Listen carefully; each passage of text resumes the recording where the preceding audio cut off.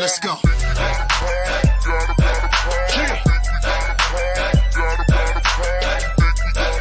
up. It's that club,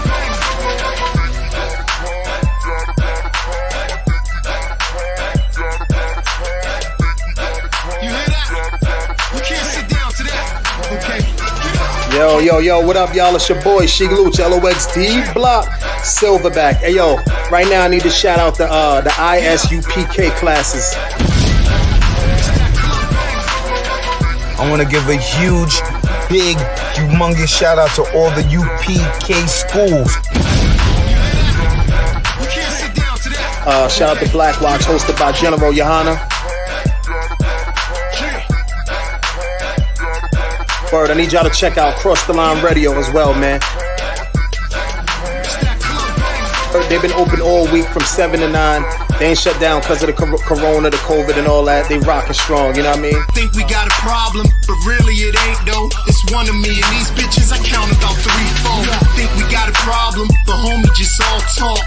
He ain't gonna pop a balloon with a pitchfork.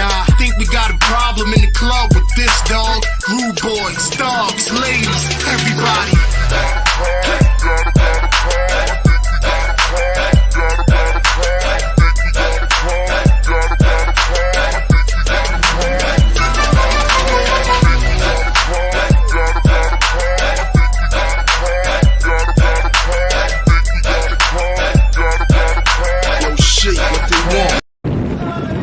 ISUPK Delaware, man. We out here at this Peace on the Streets event, and you know we out here with the heavy hitters. I got Captain Ariyah, I got Mataza Powell back there, got Officer Thusayum, got Tazayad, you know what I'm saying, Officer Tazayad, got the trooper back there, man. What's going on? Zarab Bakar, and we out here, man, just kind of, you know, just getting the overall feel of the place, and pass out flyers and just really let everybody know about our classes that we have. Our classes are Tuesday through Friday from 7 to 9 p.m.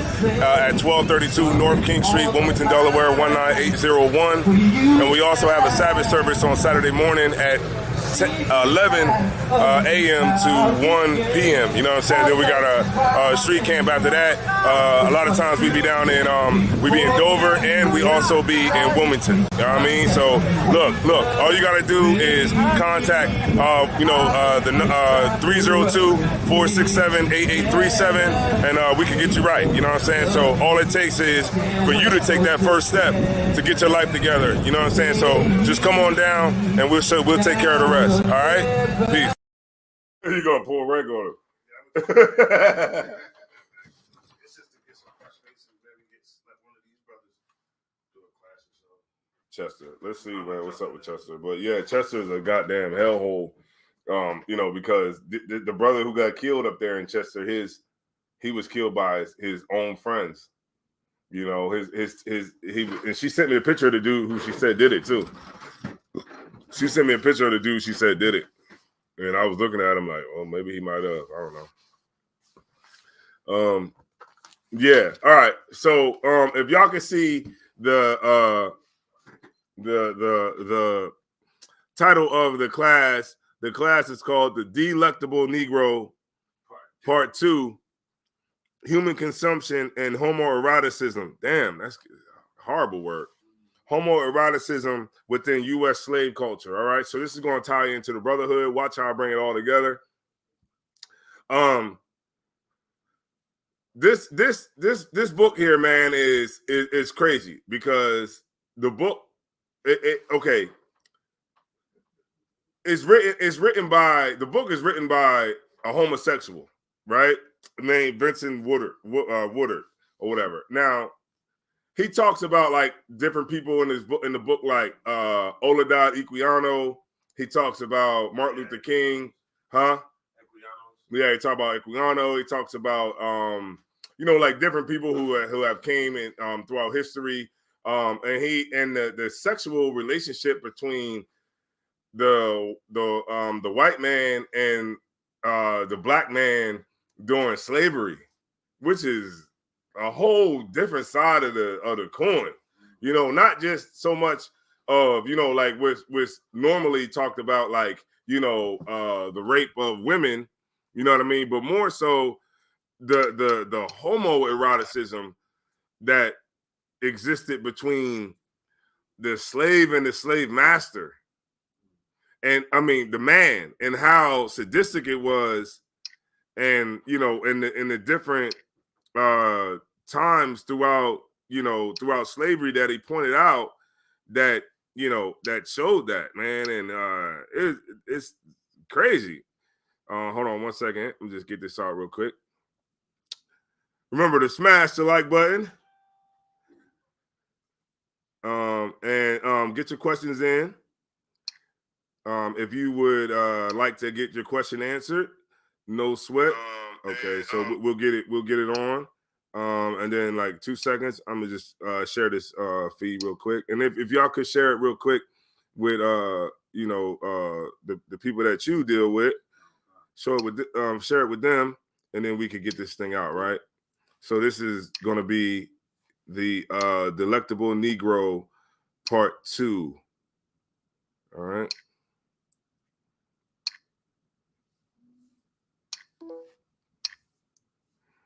All right, 1 second. All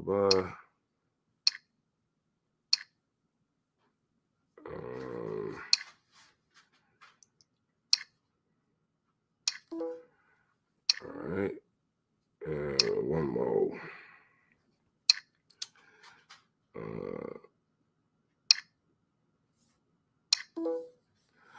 All right, so the Delectable Negro Part 2. I'm gonna take off my coat. It's get a little bit hot in here. All right. So, all right. Now, black leadership, right? Now, the black leadership of our people is not for. They don't have our best interests at heart, right? Now, in here in ISUPK, what we teach is we teach brotherhood, right? We teach brotherhood and we teach sisterhood. The reason that we teach that is because it is very essential to our survival, right? Right. And we see how the lack of the brotherhood is the reason why we fail everywhere we turn, right? One thing like I've seen, I seen recently, like it was like on TikTok and stuff like that, where they were talking about. I mean, you still got people talking about reparations, right? Now, what our people don't understand about reparations is this, right? Is that there is no way that the oppressor is going to turn over any money into black hands. black and brown hands. You know why? Because they completely full well understand that white supremacy is a system that must be maintained so that they can have survival, right? And what our leadership doesn't understand is that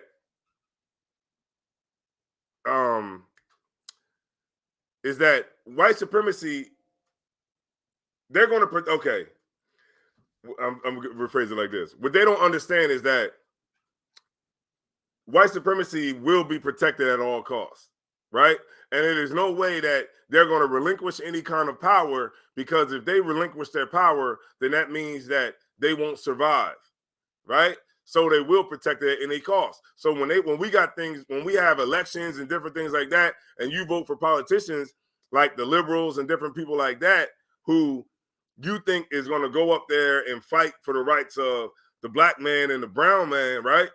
We think that that's what they're going to do. But in all reality, what the liberals are going to do, right, the Democrats are going to do, is they're going to protect white supremacy, because white supremacy is the legacy that their ancestors left behind. You know what I'm saying? Hey, they're not going to let that legacy go, because it is necessary for their very survival. All right? So let me get Isaiah 56:10 to tell you about the leaders. All right? Okay. Book of Isaiah, chapter 56, verse 10. Uh-huh. His watchmen are blind. They what? His watchmen are blind. Our watchmen are blind, right? This is talking about the leadership of Israel, right? Our leadership is blind, right?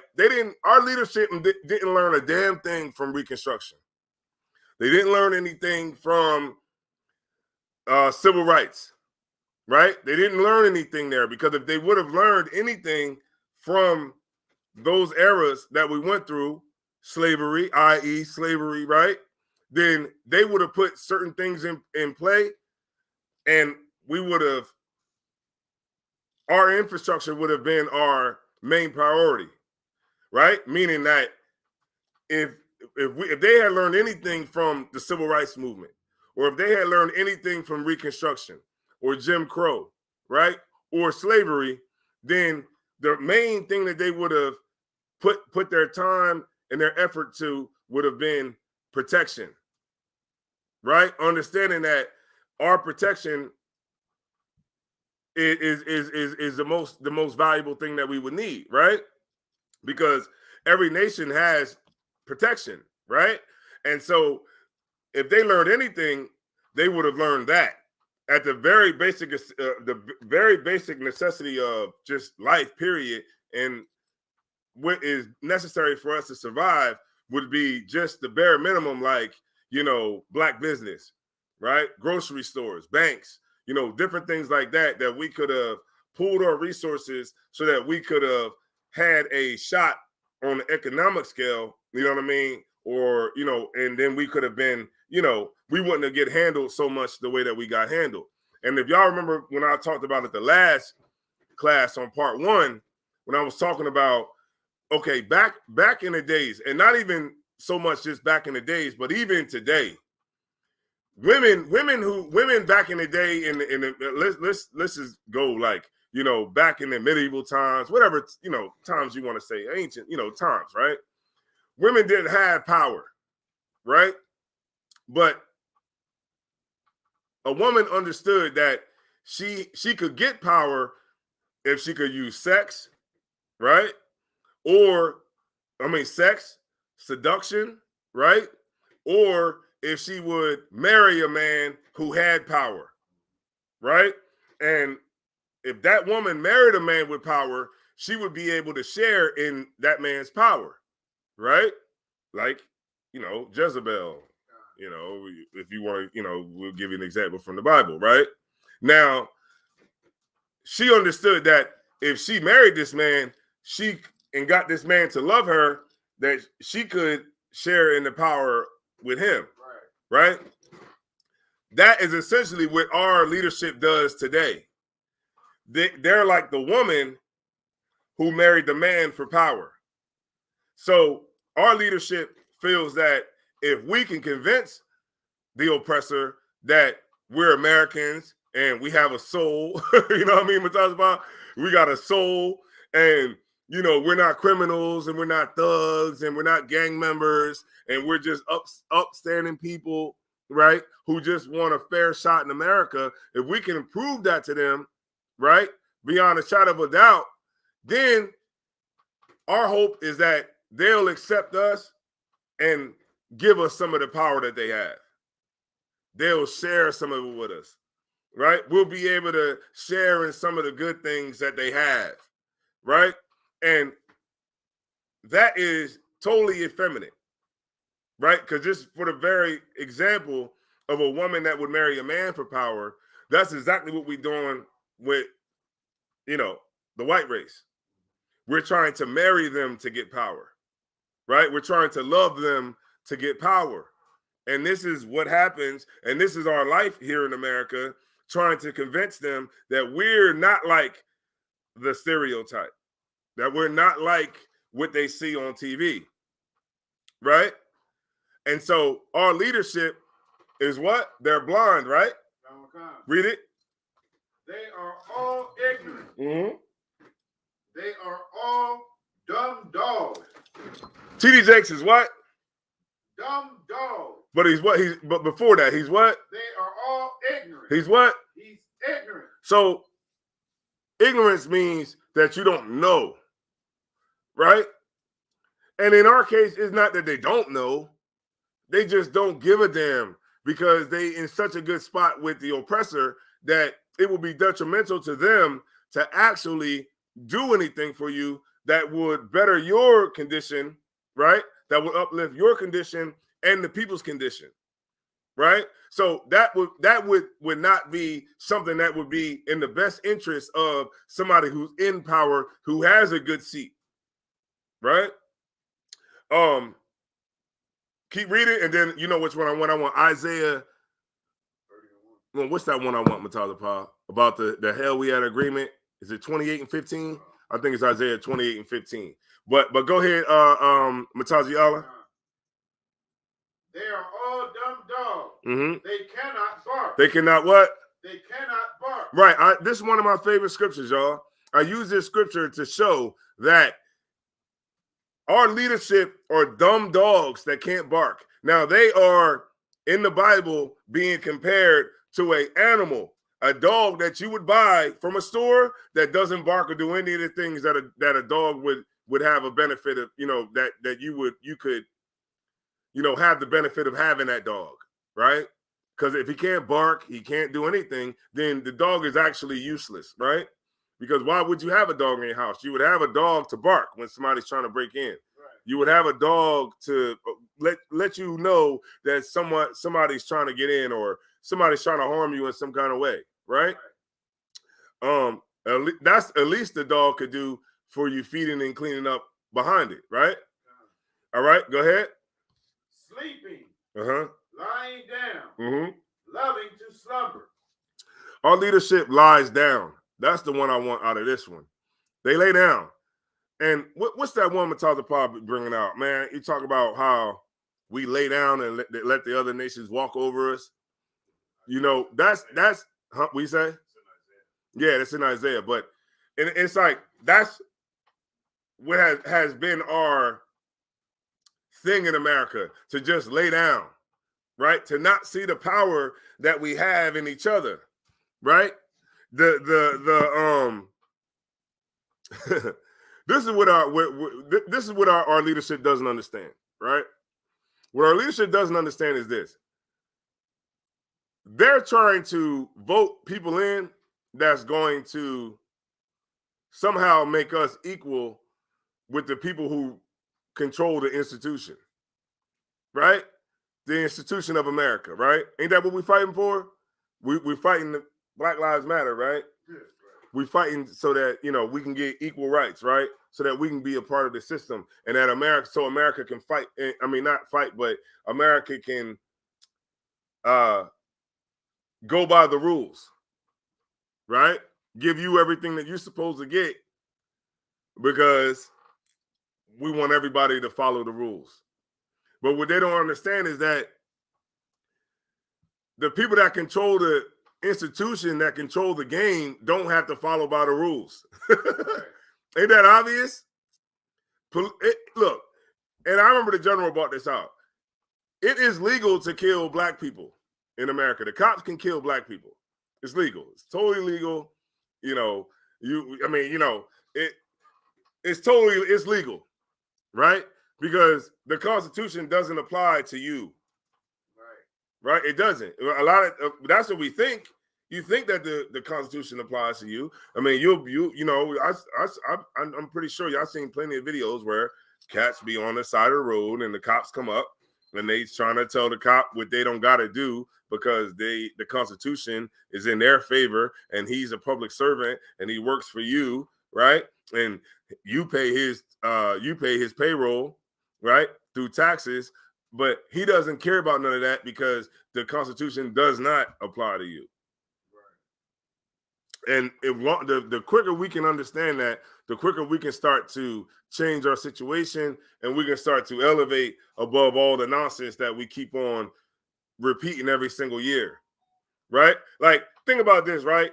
The people that are on the top of America, they don't give a damn about niggas. They don't. You know the only time they care about niggas? Every 4 years. They pop up every 4 years so that they can make it seem like they really give a damn about us, but they really don't. They'll go to the Hispanic community and eat some tortillas, you know, eat some red beans and rice. Right. You know, they'll come to the black soul food restaurant and eat some, you know, chicken and biscuits and, you know, some okra. Go ahead. Huh?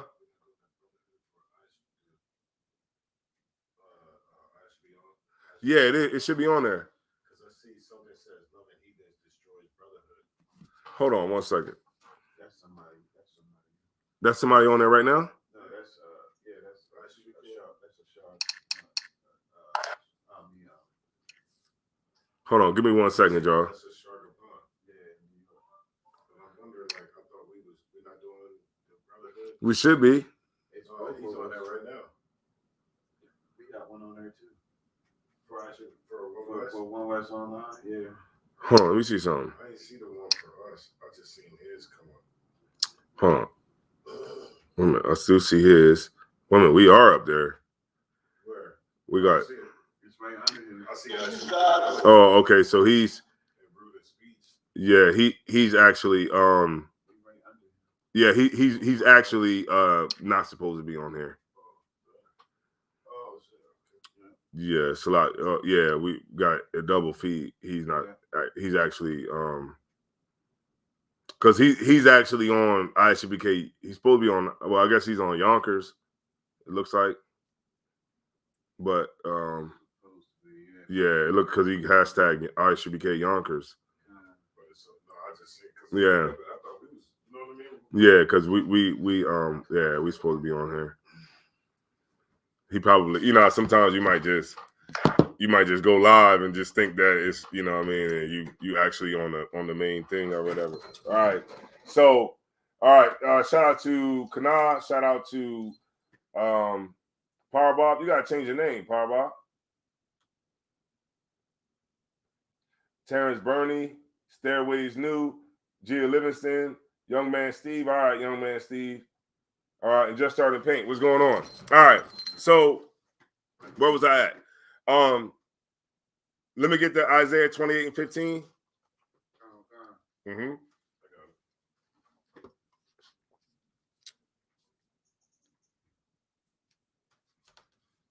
Isaiah chapter 28, verse 15. Mm-hmm. Because ye have said, we have made a covenant with death. Uh-huh. And with hell are we on agreement. I always break this down, you know, I always break this down like this, right?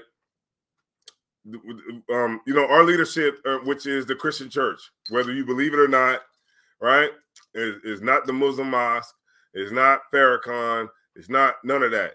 It's the Christian church is the leadership of black people. And the Christian church is the reason I say that they're the leadership of black people is because all those big head Negroes in the Congressional Black Caucus are Southern Baptists.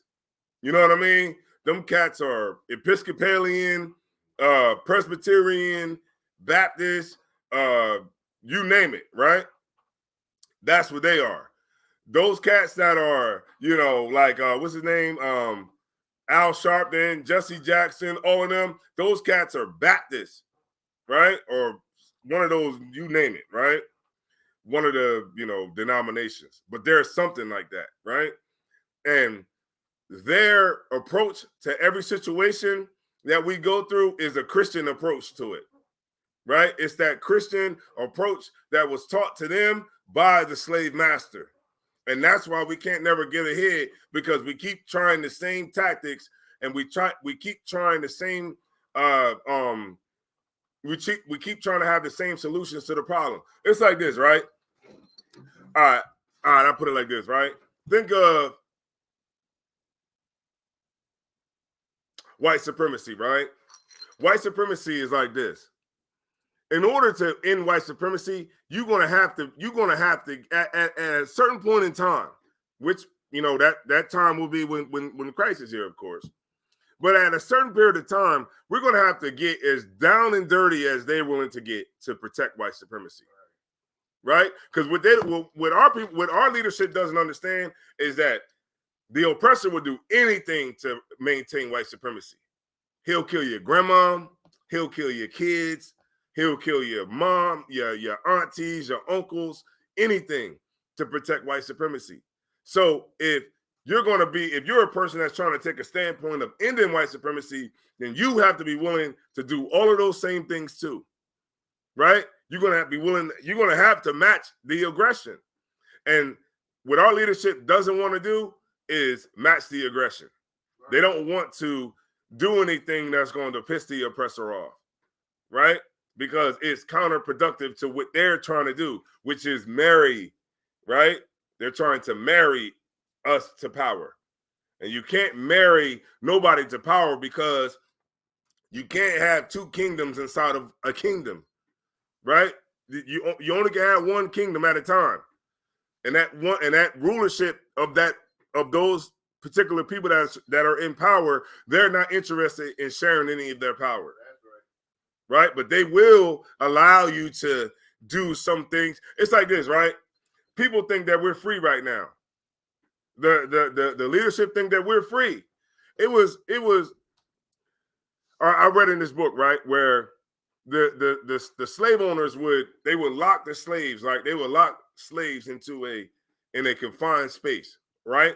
Or it might be a slave that's getting, punishment, and they would confine him into. Y'all know y'all seen it before, like them outhouses, the hot box. They would put you in the hot box, right? Leave you in there for 2 weeks, right?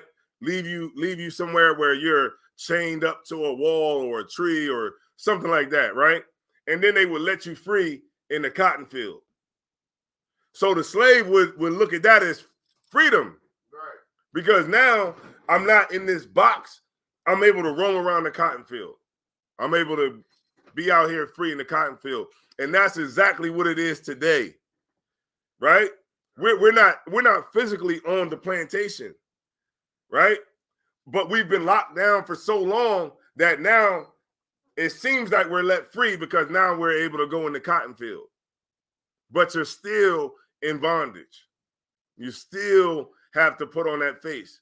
You know what I mean?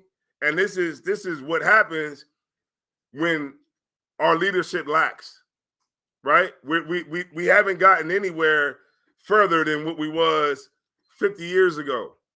We haven't. It's just refined. It's just, racism is covert now, right? It doesn't matter how many statues they take down. It don't matter how much white people they try to, give them repercussions by saying racial slurs. You know what I'm saying? It don't matter how many restaurants we can go in. It doesn't matter what kind of candidates you get.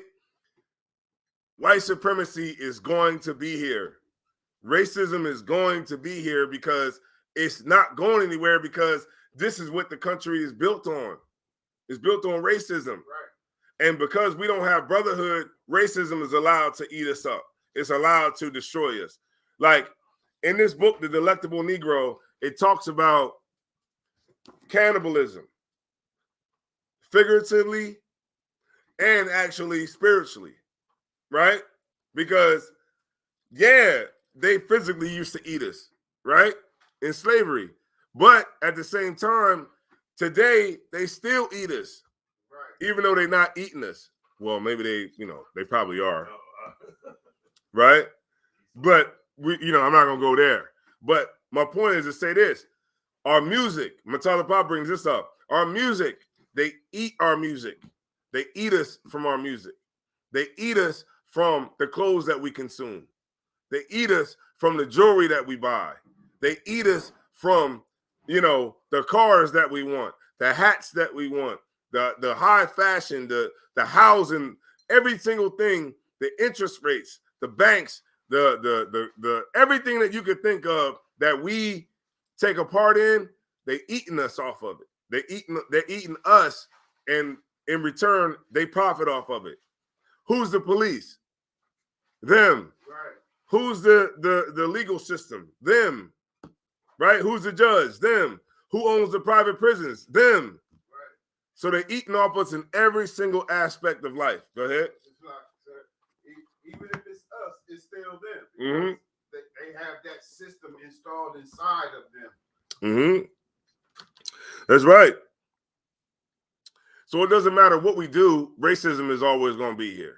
It's always going to be here. Okay, you think just because you put a camera in Karen's face, right? You run into a Karen, right? You going about today and you run into Karen, right? And you pull out a camera and you pull out your phone and you tell Karen off, right? And you put her face all over social media and Karen gets fired from her job. Racism is still going to be here. It's not going nowhere. Doesn't matter because it's a system that we are assimilated into by the people who rule over us, and they are assimilist. Assimilist, right? Assimilists are the leadership of black people and brown people that want to assimilate into the system that we live in, and that is totally weak and totally effeminate. Right? Any more on that, Mataza Pa? Mm-hmm. So because ye have said, we have made a covenant with death. Uh-huh. And with hell are we at agreement. With hell are we at agreement. The hell that we go through. Remember the death, remember the transgression of the law is sin. And the wages of sin is death. So if the leadership is at hell, have made a covenant with death, they have, because the leadership teaches us that, which is the Christian church, they teach us that the law is done away with. They teach us that that's all done away with, and Christ nailed it to the cross. So essentially, we're a lawless people that's out here trying to find justice somehow. How can you get justice if you don't have law? Right? Every nation understands that. There has to be some sort of law in place that would govern the people so that when things does happen, then you can get a response of justice. But you can't get it because we don't have any of that. Right? Keep reading? You can go ahead and finish it out. It says, when the overflowing scourge shall pass through, it shall not come unto us. Right, and that's what our leadership feels. They feel that, okay, when things get tough, and everybody and our people are out on their behind, because of course they understand at the top that the oppressor is the devil the Bible speaks about. They totally full well understand that, right? But they feel that when they really do start showing their true nature, and they really start knocking heads and killing people, it won't come to us because we're in a good spot. And if only we can convince everybody else to get down with the way that the game that we giving them, and what they should do, then they will be all right too. Maybe if you just pull your pants up, maybe if you just pull your pants up, maybe if a cop pulls you over and you say please and thank you, and you don't look like a nigga. Maybe if you don't get no tattoos on your face, maybe that'll stop them from treating you like a nigga. Maybe if you be more like us, then you won't have a problem in America. You'll get these foolish Negroes that'll get up on CNN and say that they've never heard of racism, or there's no such thing as racism. Right? You'll get these idiots that get up there and say those kind of things, and they're allowed to say those kinds of things, right? Because it doesn't go against the status quo, right? You ever see like Saki, you ever see like an oppressor, a slave master try to quote Martin Luther King? He's the most racist. Yeah, he's the most racist piece of garbage. That if you hear a white person, Salaki, I'm trying to go in too much. If you hear an oppressor, right, trying to quote Martin Luther King, he's racist as hell. You know why? Because Martin Luther King has a legacy, right, that they're able to, what's the word I'm looking for? Like, not retell, that they can finagle, like, you know what I mean? Like, yeah, like they can exploit his legacy. right? But they never. So that's why they'll tell you about Martin Luther King. Right. They'll say, "Oh yeah, Martin Luther King. See, he was about peace and nonviolence, right?" Whenever we get some sort of revolutionary energy, right? They'll say, "Well, Martin Luther King was all about loving your brother, loving everybody, All while at the same time they killed Martin Luther King. Right. They didn't like Martin Luther King. They didn't like Martin Luther King at all. They'll make it seem like they like Martin Luther King back, now they'll act like, they'll make a goddamn statue to Martin Luther King, right? And give him a memorial, right? To make it look like they really love Martin Luther King, but they didn't love Martin Luther King. Obviously they didn't, because he got a bullet, right? So you want to definitely be careful of those kind of cats that, come up and talking about, Martin Luther King did this and, you shouldn't protest because Martin Luther King said, blah, blah, blah. You definitely watch out for them cats. All right. That was it, right? No, okay, you got it. It says, "For we have made lies our refuge." Can you read it one more time? We have made lies our refuge. Right. They hide behind lies. And it's hard for them to contain us because we're out on the street corners, telling the truth. Right. So it's hard to contain lies because they've had that grip on us for so long. And now we're out in the streets and we're telling people the truth about Christ. We're telling them the truth about the scriptures. We in Clubhouse telling them the truth about Christ and the truth about the scriptures and the truth about the government and the truth about black leadership. And they hate it. Right? They hate it because it's counterproductive to the seat that they're sitting in. Right? Damn, it was something I was missing.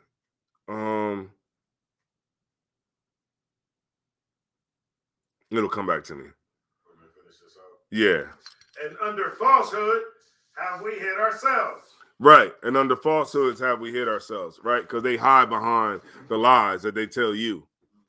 They lie behind all of this bull crap that they feed our kids, right? When we send our kids to school, right? They tell your kids that we're all the same, which is a different skin color. Right? Ain't that what they tell kids? That's what they told me. We're all the same. We're just different skin colors. They wrong about that. Absolutely wrong about that. We are different. We're different people. Right? Deuteronomy 7:6. We're different. We ain't the same. We don't dance the same. We don't think the same. We don't look at things the same, right? We don't talk to women the same. We don't, nothing the same. Our style ain't the same. Nothing. Absolutely nothing is the same. Right. So what the hell are they talking about? Right? Let me find it.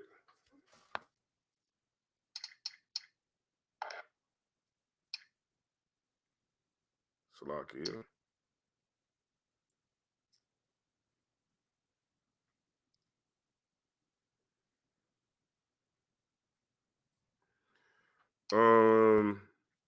Proverbs 22:7.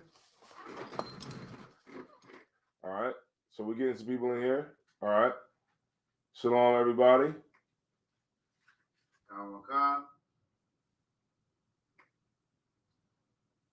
Yeah, you're right, Big Man. Karen thinks she's the assistant manager of the empire. Right. Damn right. Terrible leadership, incompetent pastors. Right. Still fighting to vote. Right. We still fighting to vote and don't even understand the goddamn voting process. Right. A nigga can't tell what the hell was Obama's foreign policy. Nobody knows. But you know what they did know? They know that he said change. We got to bring about change. Right? And that's what, look, every politician understands this, right? Every politician understands that this might sound crazy, all right? But I'm just, this is strictly for teaching purposes. What politicians understand is that black people are dumb and emotional. And they will not face the facts long as they can feel good. Right? So every politician that comes up, their objective is not to give you anything or really convince you that they're going to give you anything. Well, they do got to convince you that they're going to give you something, but they don't really have to go deep into what they really stand on, long as you can feel good about the decision that you're going to make, right? So meaning when Hillary Clinton comes to the black neighborhood, she doesn't have to tell you about foreign policy, right? Or what she plans to do with the war, or, you know, how she plans to, you know, make living conditions better for black and brown people, right? All she got to do is come and tell you that she keeps hot sauce in her bag, right? So that you can equate hot sauce to chicken, and chicken is what black people like, and we like to put hot sauce on our chicken. So that's emotional, right? Obama, when he comes, he doesn't have to give you any change. He doesn't have to change the ghetto. He don't have to tell you about his foreign policy. All he got to do is say change is going to come. And he got to just echo the same sentiments that Martin Luther King echoed. What was you going to say? I was going to say, bring Jay-Z up. Right. Right. Bring Jay-Z. Bring Beyonce. Right. And right. Go ahead. Remember he got up there and he sung that song? He was like, wow. Mm-hmm. Yeah. He got up there and sung like Sam Cooke or something, right? Somebody. Yeah. You know what I mean? And then remember he sung it, and then remember he did like something that black people do. Remember he like put the microphone, drop the mic on the ground. And walk away. Right. Right. Look. You know, nobody can tell you what the goddamn foreign policy was of Bill Clinton, right? But what do you remember when he played that saxophone with the sunglasses on? He played the saxophone and he said he smoked weed, and that's what we take, because politicians know that black people as a whole are dumb and emotional. That's just a fact, right? And they understand that there are certain things that they have to play on if you want to get the black vote, right? You got to go to the soul food restaurant. You got to go to the barbershop, even though you don't want to be there. Right. You know, you got. They asked Joe Biden. They said, "Hey, Joe," he was in the soul food restaurant. They said, "Joe Biden, what you got back there?" Right now, he had okra. He was standing in front of macaroni and cheese. He was standing in front of what? He was standing in front of collard greens and, you know, all the good stuff. They said, "What are you back there cooking, Joe?" He looked at the camera and said, "Chicken and biscuits," because that's the only thing he could think of that black people eat. He could have said, "Man, we got some mustard greens back here. We got some okra. We got some you know what I mean? We got some sweet potato pie. We got some candy yams." He could have said all that. Go ahead, Matata Pop. If you notice, before he yelled the chicken and biscuits, right? He looked at the food. He looked at the food, and then he whispered to the dude, like, "Hold on, I'm gonna bring it up. Hold on, I'm gonna show y'all. I'm gonna show y'all. Hold on. Yeah. Chicken and biscuits. I'm gonna show y'all. Oh, give me 1 second, y'all. I'm gonna show y'all.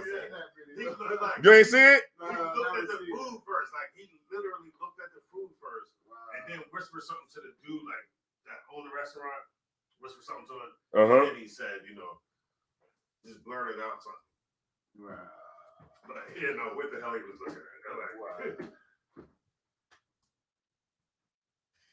Soul food. Even Bernie Sanders. Remember, Bernie Sanders took a picture in front of a bunch of fried chicken. Mm-hmm. He was like that third party type dude. You know what I'm saying?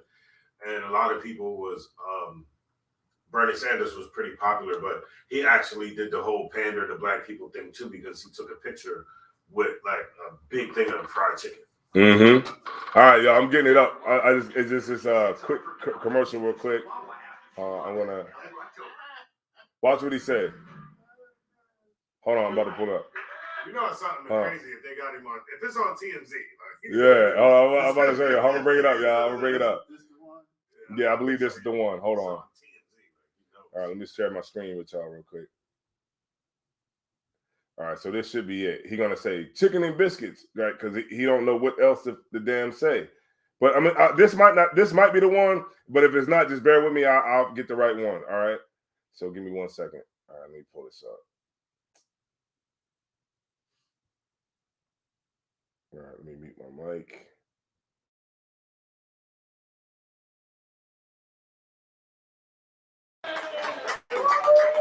Joe Biden at Doolan's Soul Food Kitchen on Crenshaw. Doolan's is an institution in the Crenshaw district. Absolutely. So he's on the campaign trail. He goes there to shake some hands and talk to voters about this and that. He also goes there to serve up some breakfast to all of the constituents. He's got the Doolan's uniform on, and so I get a moment with him, and I'm like, "What's your go-to soul food plate, Joe?"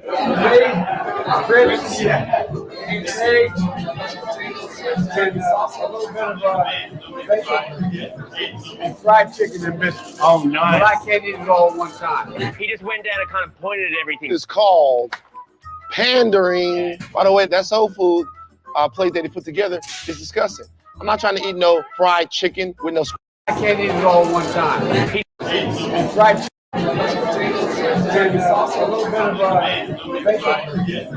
And fried chicken and biscuits. Oh, nice. But I can't eat it all at one time. He just went down and kind of.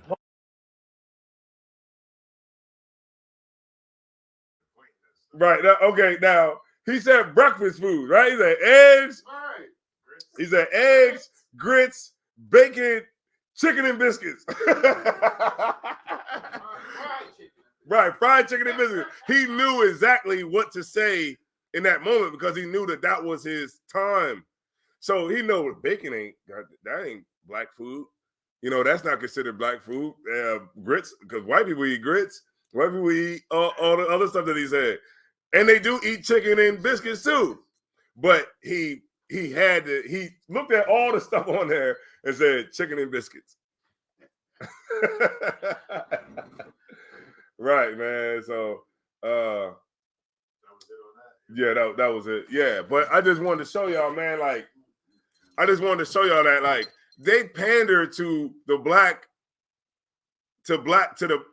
black people as a group every 4 years.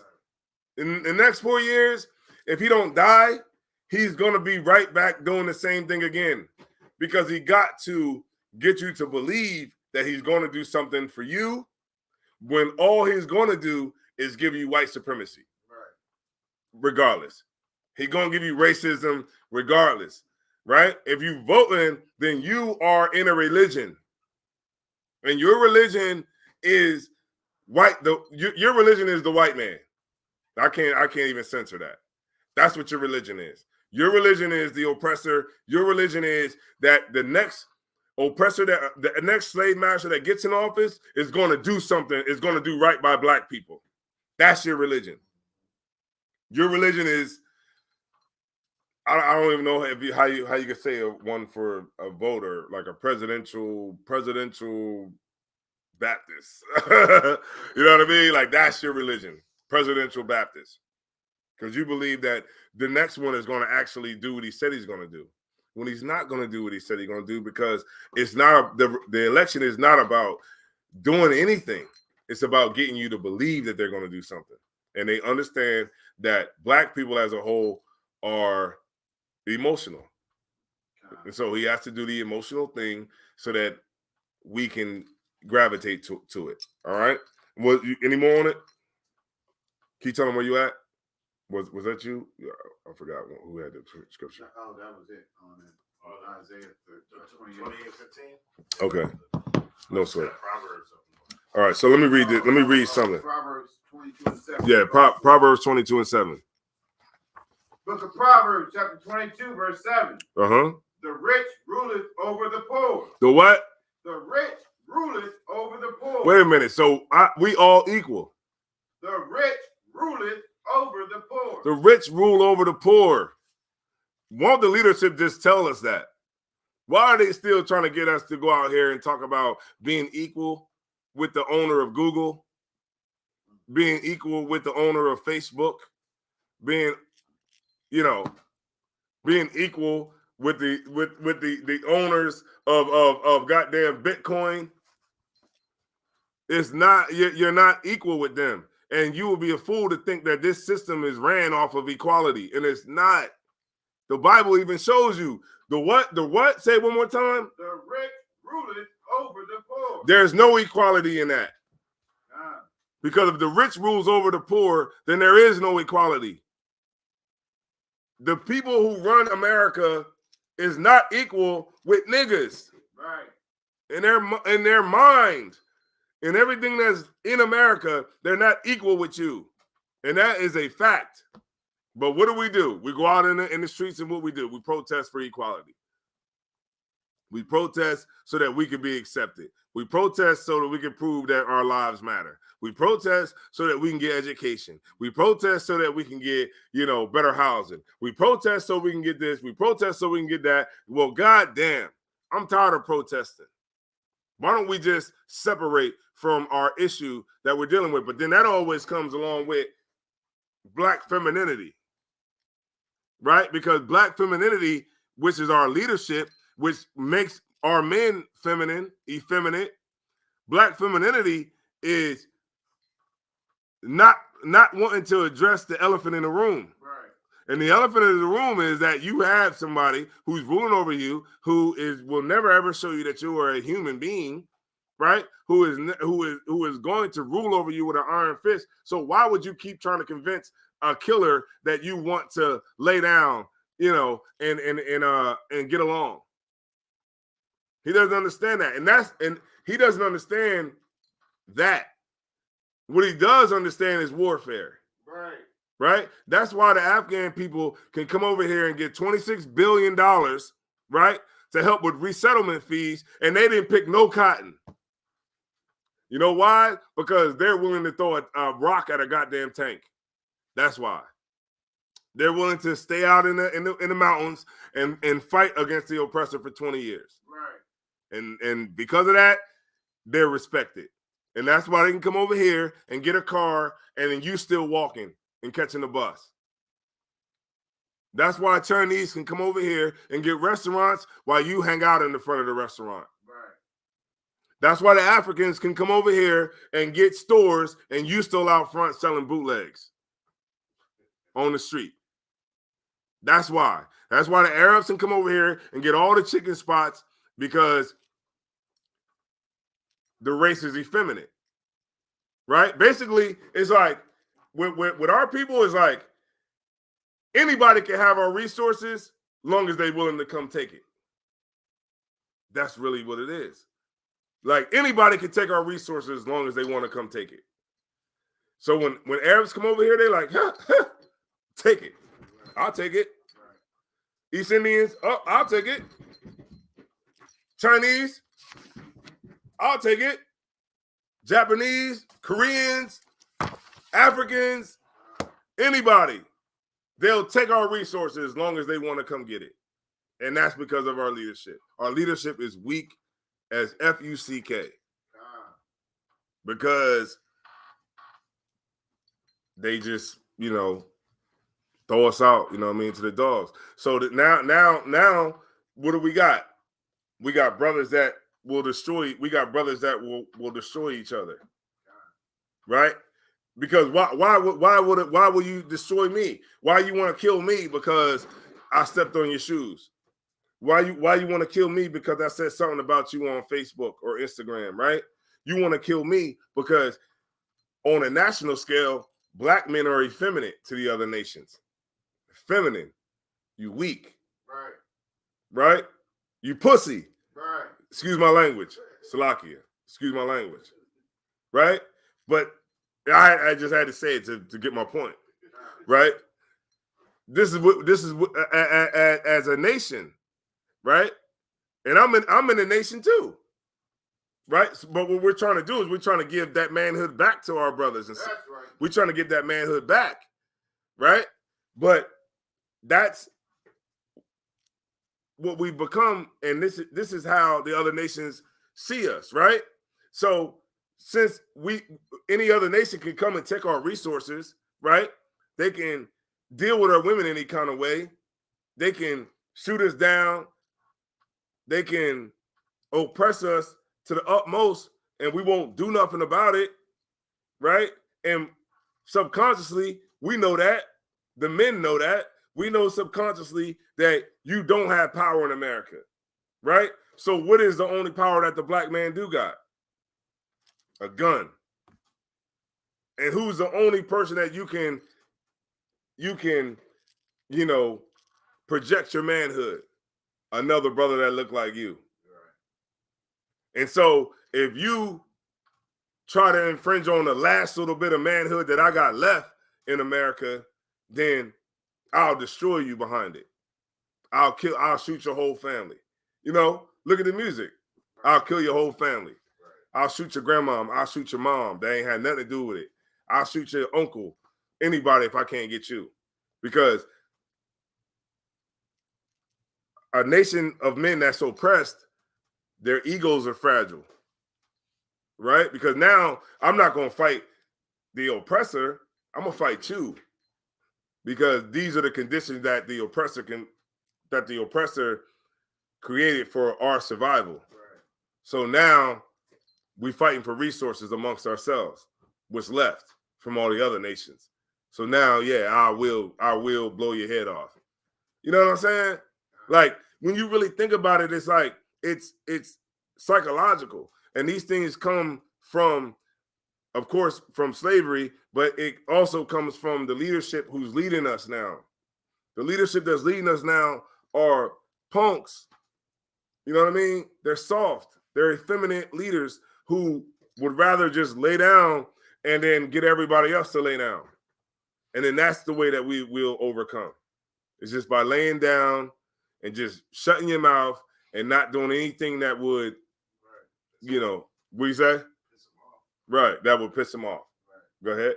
If I may, like what you're saying about the music industry is heavy because you don't see country music stars fighting and killing each other, but it's our people that they target with okay, if you want to make it, you got to put out certain type of record that will put that'll make you go big, and then that gets into their mentality. And look, you got an increase in rapper murders and people that's trying to be in the rap industry being murdered here lately. Like you got a real big increase in that.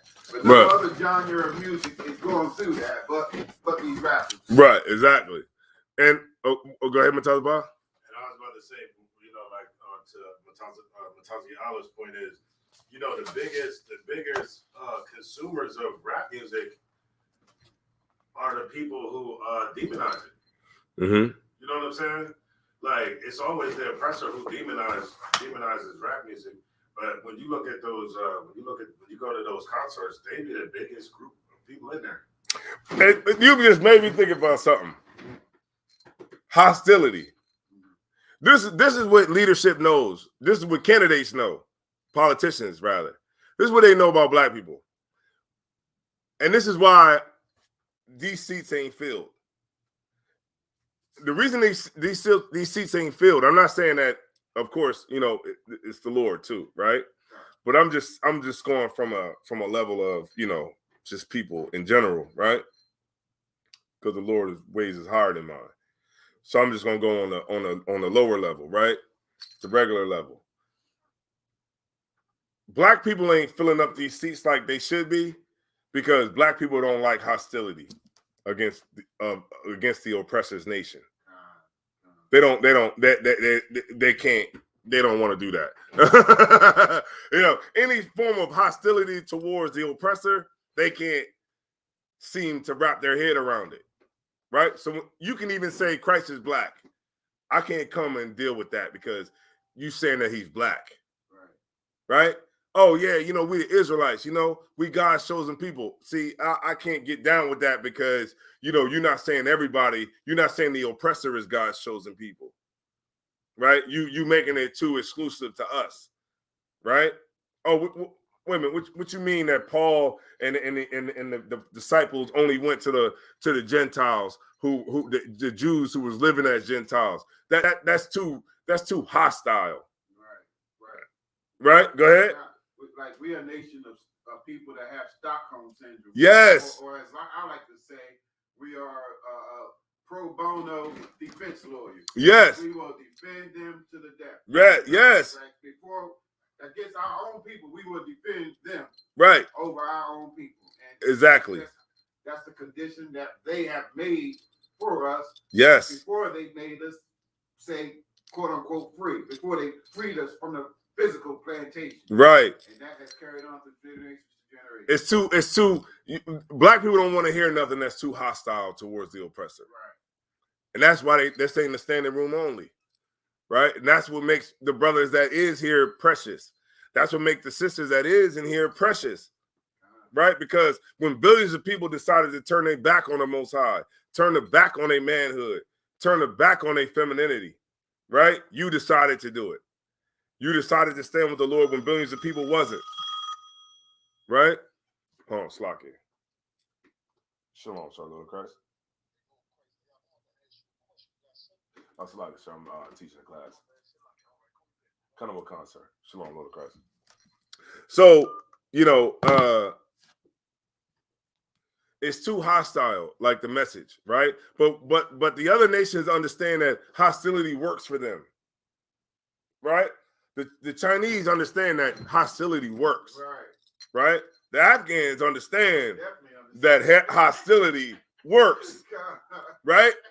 But our leadership wants to have this revolution without any hostility, right? And this is what the ISUPK Commander General Yohana gives us. It gives you hostility. It gives you the ability to go out there on that street corner and be hostile. Right? Hostile with words. It's not about picking up the gun. You know what I'm saying? It's not about picking up the gun and going in there and shooting an oppressor in McDonald's. That's not going to win the battle. That might win that battle, but it ain't going to win the war. Right? What's going to win the war is us separating our spirit from this place. Go ahead. I got a precept. Go ahead. Ecclesiastes 7:4. Mm-hmm. Surely oppression maketh a wise man mad. Uh-oh, now you barking up a tree right now, right? You barking up the tree right now because oppression don't make us mad. It actually makes us more begging. Submissive. Yeah, it makes us more submissive. Right? Excellent word. That's what it does. It makes us more submissive. I'm going to read it one more time, please. Ecclesiastes chapter 7, verse 7.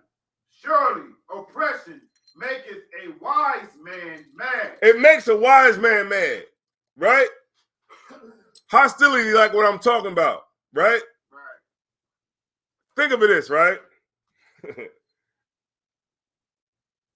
Let's just say if you see in the news, hypothetically, a black person kills a white person, right? Because it's racially charged, right? So I'm gonna kill this white person because it's racially charged, right? Now, black people, we won't send no money to that nigga. We won't send him no money. We'll let that nigga go through hell with no commissary, no nothing for what he did. But the nigga Darren Wilson, this nigga killed Michael Brown and got hundreds of thousands of dollars from the oppressors because they're hostile. You know what I'm saying? Like look, when Dylan Roof went to prison for killing all those people in that church, the AME church down in South Carolina, they sent him money. Then when George Zimmerman killed Trayvon Martin, the oppressor sent him money. We'll never send no money to a nigga who does that because we're just taught not to be hostile. And because we're not hostile, and but the oppressor is. You know why? Because it's cultural. Right. It's cultural. For him, it's cultural to be hostile towards you, towards black and brown people. It's cultural. And guess what? Let one of them kill us and go to prison. That nigga will be sitting fat, eating all the honey buns. Eating all the honey buns. You know what I'm talking about? All the goddamn tuna boona he want in goddamn jail, in prison. He gonna have a TV, every goddamn thing. Money on his phone, commissary, all of that. He gonna get it because they are serious about their people. And we're not about ours. A nigga shoot the slave master right now. That nigga gonna rot in jail. Go ahead, Matata Pa. I had reposted this video. It's had to be like maybe a couple days ago, since you was talking about hostility and how the oppressor now is flying the flag. Y'all seen that? It's called the Black Flag.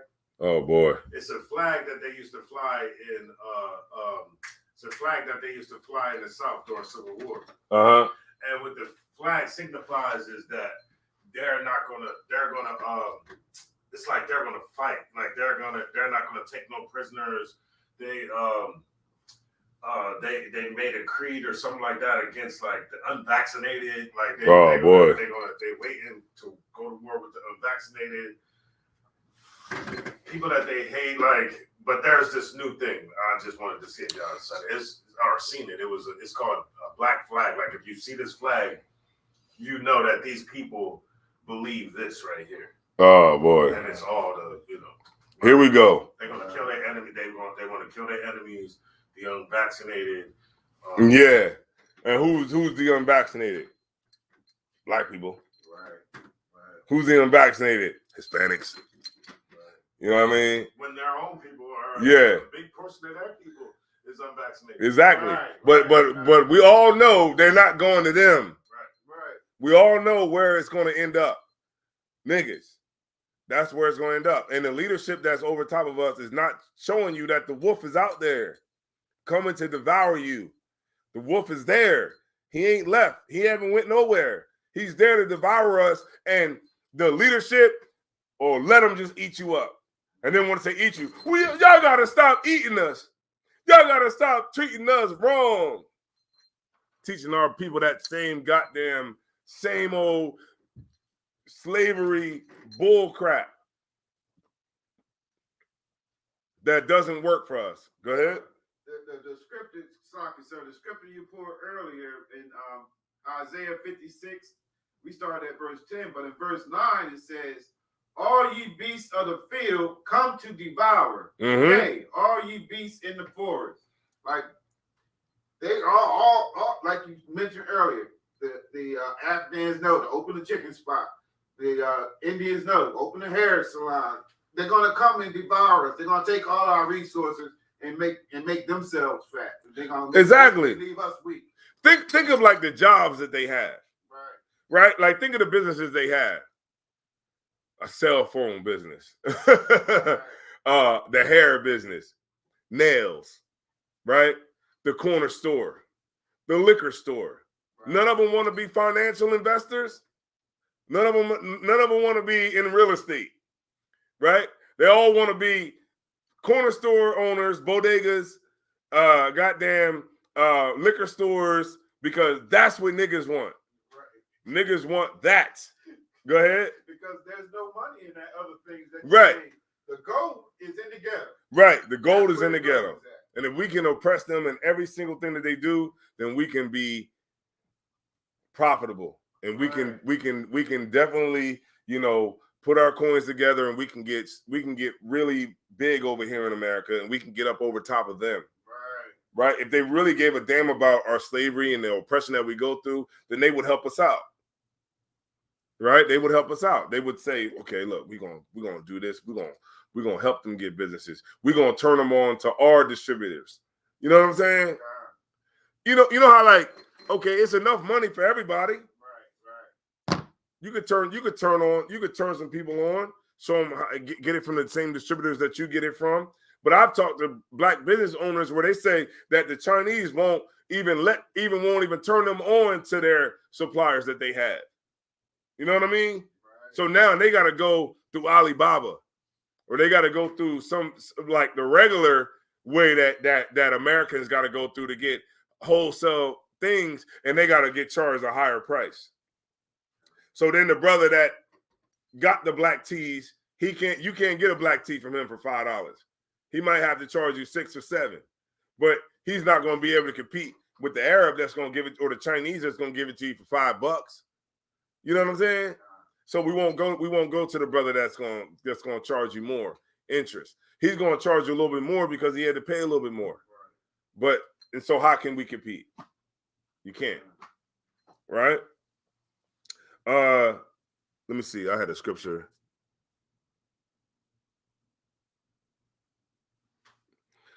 Page 99. Let me read page 99 in Delectable Negro. Page 99. The Delectable Negro, page 99. It said, this is at the end of the let me see, the one at the second paragraph. It says, the naked, unintelligible slave body served as fodder for the white imagination. It allowed whites to entertain the idea of the Negro as lady of races, as passively subject to the more aggressive will and ways of the European. It also reinforced the idea of the slave as infantile, the lady of the races. This is what the lady of the races. Like we're the women of the races, of the men. Right. Because the races is talking about the men. Right? When it's talking about the men, the races of the nations are the men, because the men are who go to war, right? The men are who goes and fights. So out of the races that are on the earth, they consider us the lady of the races. The race that you can go to and you can take over and you can do whatever the hell you want to. You can shoot them and they ain't gonna do nothing. They're gonna march.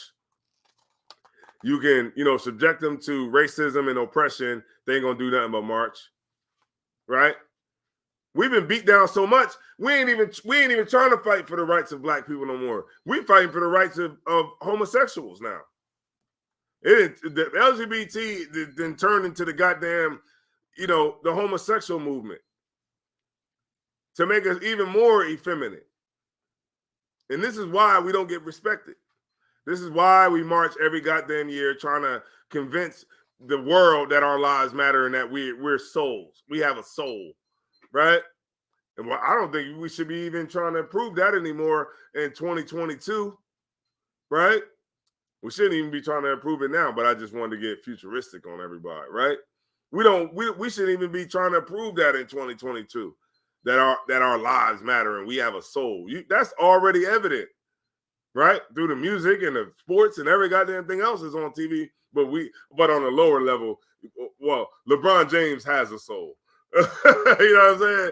Like, that's how they look at it. Well, if you can sing, you are acceptable to some extent. But if you can't do anything that we can use, then, it's nothing we can really do for you. So what does that make niggas do? You get out there and you better shoot them hoops. You better get out there and run everybody over on that football field. If you can run, nigga, you better run fast. Right? Because there's nothing that you can do or say that's going to make us believe that you are worth it, unless you can do something that's going to benefit us. Right? The lady of the race. Wow. The one thing also too, and I'm not going to take out too long, but the one thing also too is we got to understand that, okay, Obama didn't uplift the black race. He didn't uplift black people, all right? He didn't do it. And just like he didn't uplift the men, you know what he did uplift? He uplifted the LGBT, but he didn't uplift the men. It's the same way that Kamala Harris is not going to uplift the women. All right? So women understand that. Kamala Harris is not going to do anything for you. There is no such thing as black girl magic with Kamala Harris. All right? Just so our women know that. All right? So if you have been considering voting in the next election, then you really have been under a goddamn rock, or you don't want to face what remains to be seen in front of you, right? Kamala Harris was when she became the senator. What she say? She was the first she was the first East Indian senator. Hold on, let me see if I can find it. Hold on, give me 1 second. See if I can find it.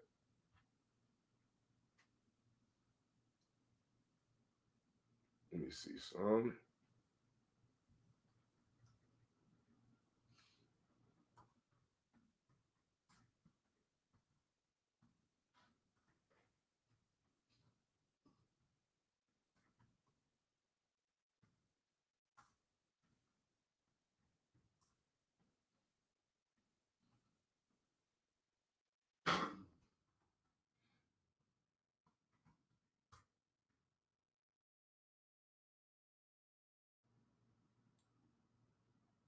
Oh, is this it? Hold on. This might be it right here. Hold on.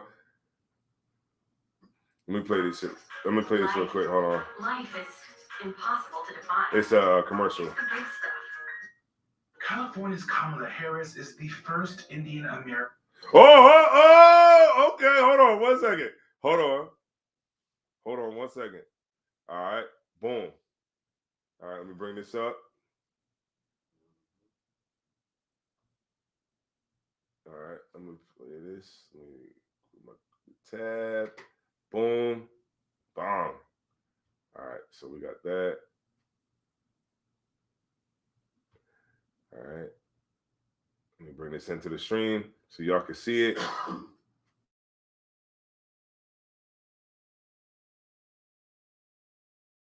California's Kamala Harris is the first Indian American U.S. Senator. The state attorney general took on another Democrat, Loretta Sanchez, for the seat.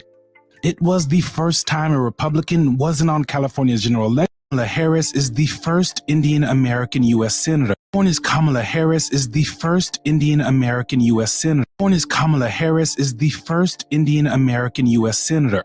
California's Kamala Harris is the first Indian American U.S. Senator.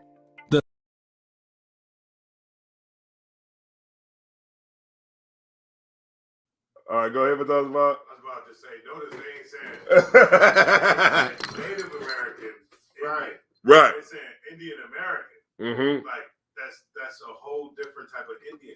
Right. They be like they know, like she's the red dot. Right. They didn't say Kamala Harris, the first black African American senator of California. They said the first Indian American senator. When she ran for president, they said she was black. Right. The first black. Go ahead.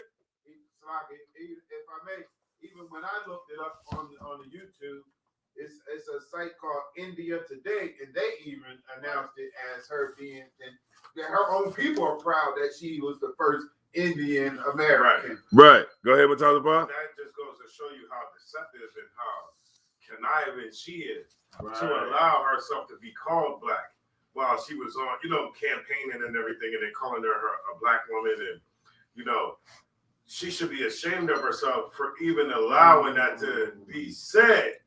You see what I'm saying? Mm-hmm. Like she allowed them to call her black, knowing she full well was not black. Right. You know what I'm saying? Mm-hmm. Knowing full well she was not like the people who she's pandering to, who she's trying to get to vote for her. You see what I'm saying?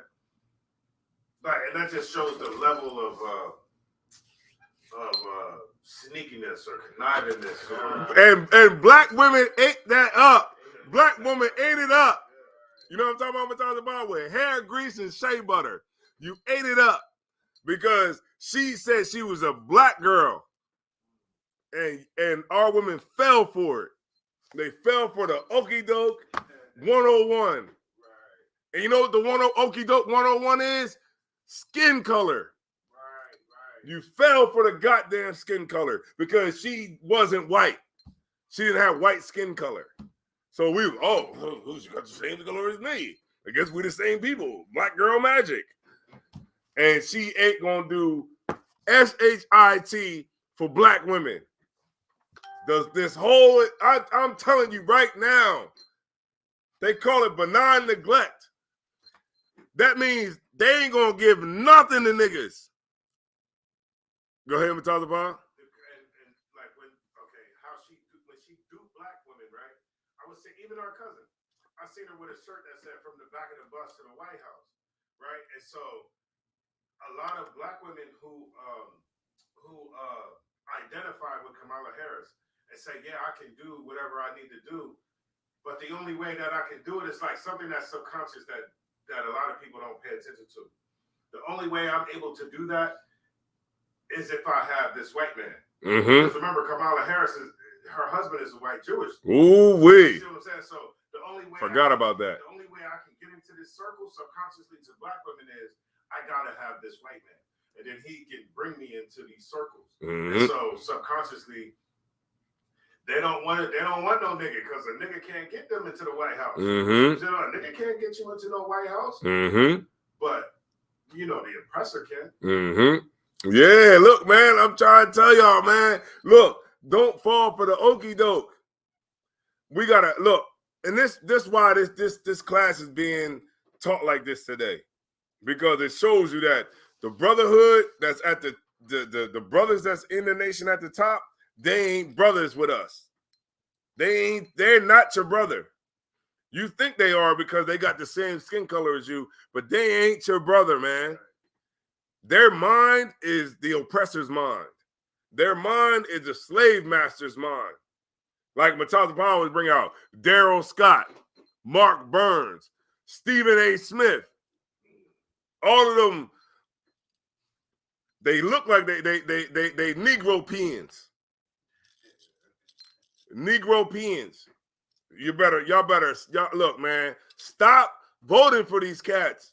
Stop putting your interest in these cats and making them think and even trying to convince yourself and other people that they have black people's interests, you know, at their heart. And they don't. They don't love us. They don't give a damn about black people. They could care less if you fail. They could care less about the woman who got 4 kids. You know what I mean? And no baby dad around.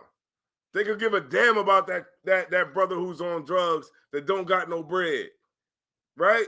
They could give a damn about them. They could give a damn about you or anything that you got going on in the ghetto. Because to them, you just expendable. Why? Because if you could just be, if you were just like me, you know, if you could just be like me, you wouldn't have to go through oppression. If you just denounce everything that has to do with your goddamn soul, then you could be like me, right? But then at the end of the day, this is what we got to understand, is that there's 2 paths to freedom, right? There's the easy path to freedom, right? Like a lot of these cats take, a lot of these pastors take, a lot of these politicians take, a lot of the leadership of Israel take. That's the easy path, to sell your ass, right? But then there's the hard path, right? That's the path that we take here in the ISUPK, right? That's the path we take when we, at the expense of us going against our own people to achieve it. The path, the hard path, the path that, you know, is going to cause conflict amongst our people. We take the hard path. But just know this, at the end, we're going to meet. We're going to meet. The people that took the easy path and the people that took the hard path, we're going to meet. And at that time, it's not going to be good for the people that took the easy path to freedom, right? Because then you're going to have to be dealt with and judgment's going to have to come down, right? And that's not going to be good for you, but it's going to be great for me. It's going to be great for us, the brothers who did take the hard path, the sisters that did take the hard path. It's going to be great for us, right? Because at the end of the day, it's going to have to come down on, it's going to have to come down. It's going to be necessary, right? The people shall take them and bring them to their place. And the house of Israel shall possess them in the land of the Lord for servants and handmaids, and they shall rule over their oppressors. Right. We are going to do it, whether you're in the way or not. So if you're in the way, then you know it's going to happen. We hope that things don't go like that, but it's just going to have to be what it's going to have to be. I want to read y'all one story before I roll. All right, it's the Delectable Negro, page 59. Okay, Kazakwa said Mataza Power on point. Kana said Salakia. Hold on, let me see. Salakia. Hold on. Her mom is red dot and the dad is Jamaican.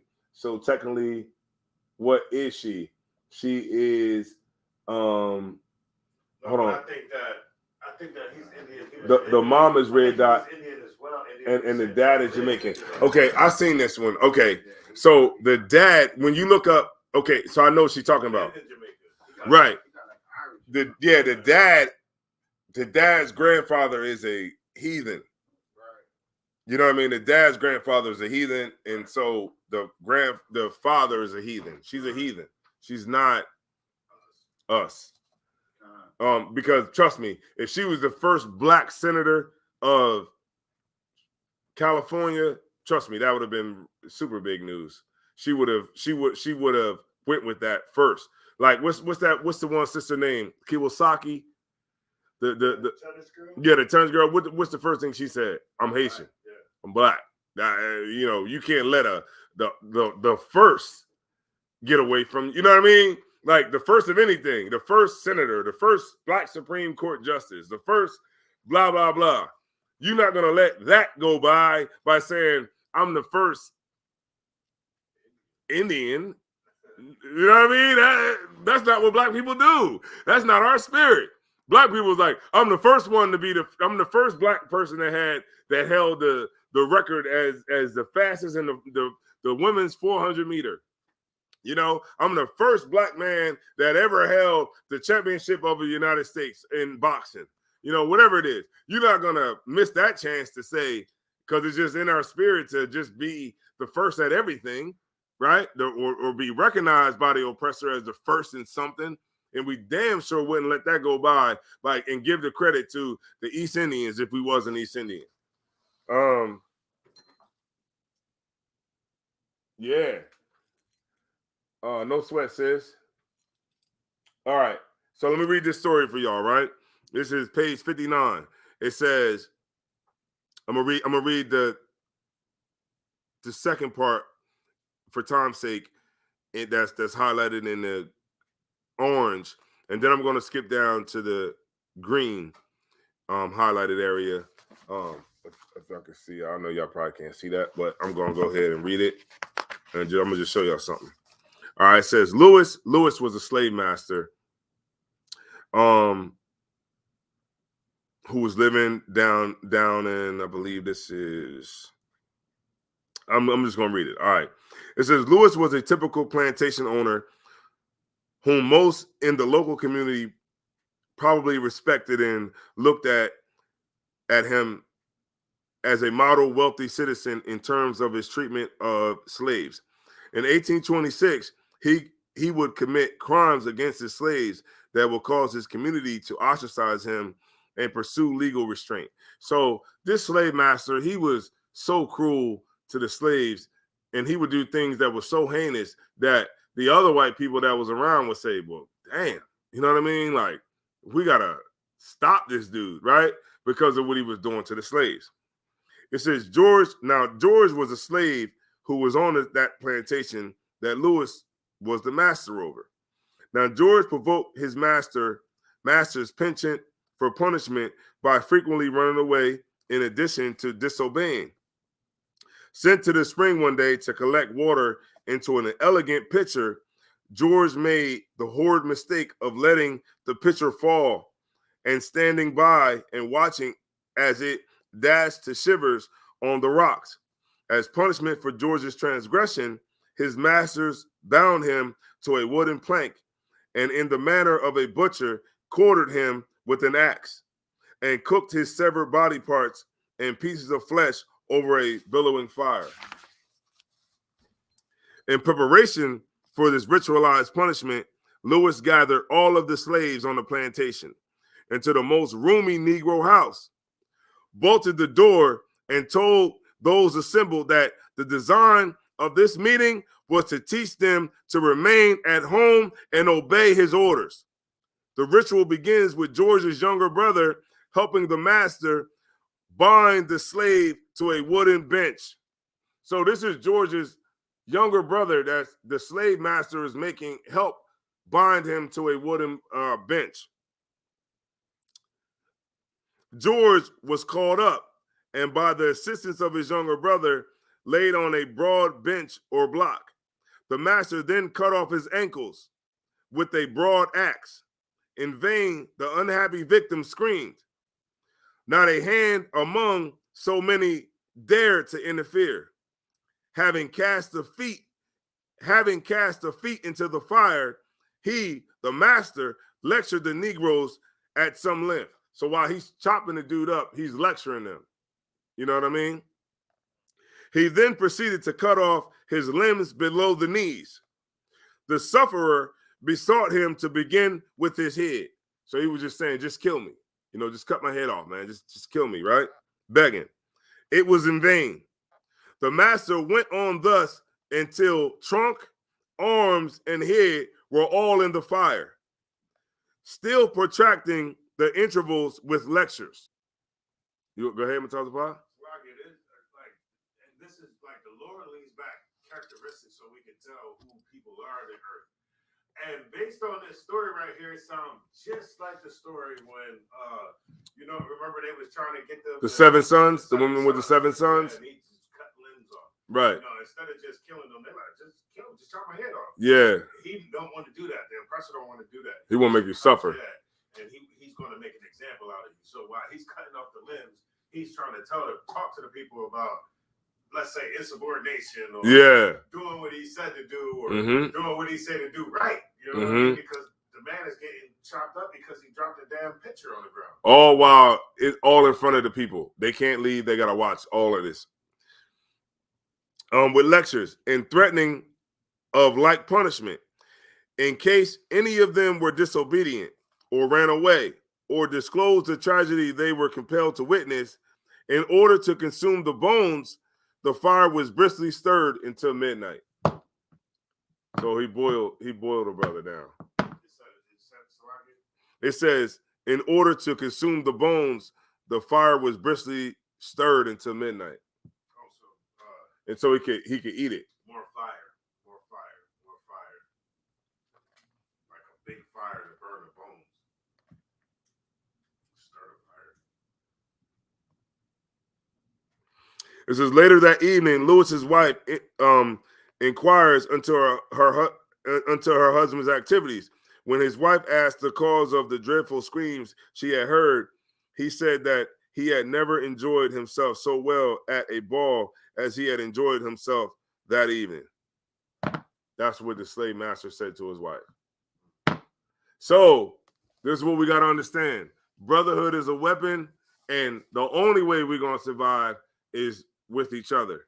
And we got to get rid of these leaders, stop voting for them, stop, following them on Instagram, stop following them on social media, stop giving them presidents over everybody because they got a little bit of bread.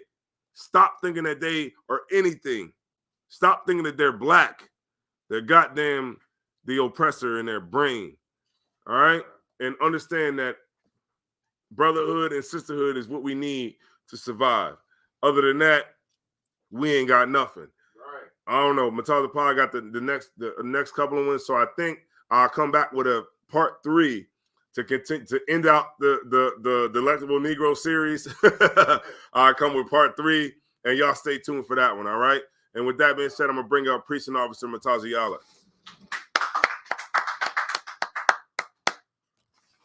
Matazapah got you.